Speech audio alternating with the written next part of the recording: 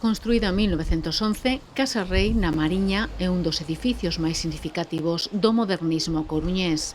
Pues aquí ya nos hacen la versión coruñesa con las galerías y con un montón de elementos representativos. Incluso hace lo que pretendía el modernismo teórico, que era que las obras fueran obras completas, sea albergarse arquitectura, pintura, escultura, que tiene un montón de caras y que fuera tanto por fuera como por dentro.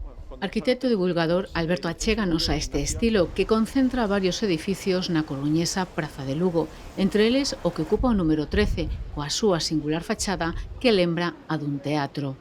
El más representativo de la Plaza de Lugo es la Casa Arambillet, que además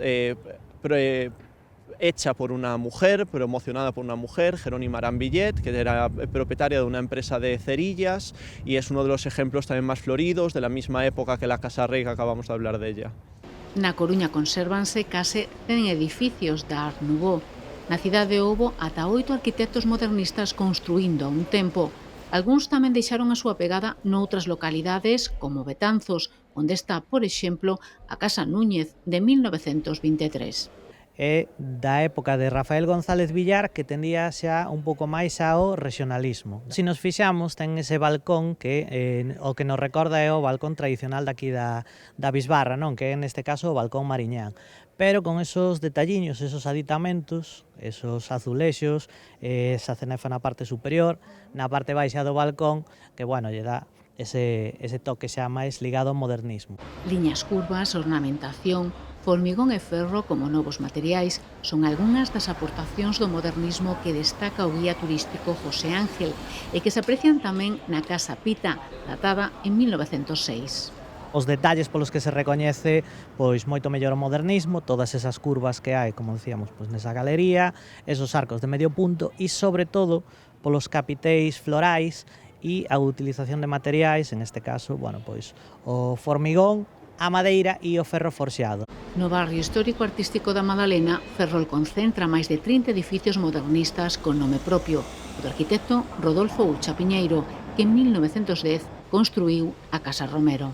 Rodolfo Ucha nos vai a traer todo isto que é o modernismo, que sería inspiración na natureza, variedade de materiais, moita imaxinación, moita detalle tamén, o macrodiseño e o microdiseño, el fai todo. Como guía de turismo, Isabel desvélanos que Rodolfo Ucha tivo que desafiar o parcelario existente que era do século XVIII. Un exemplo, a Casa Pereira 2.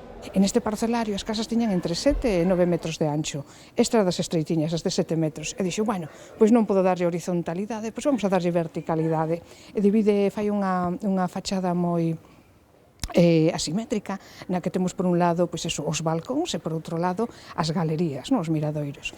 E cada piso pois ten a súa personalidade. O modernismo galego bebe de tendencias centroeuropeas, incorporando elementos propios en cada lugar, auténticas xoias de principios do século XX que dan conta da evolución histórica, económica e estética de vilas e cidades.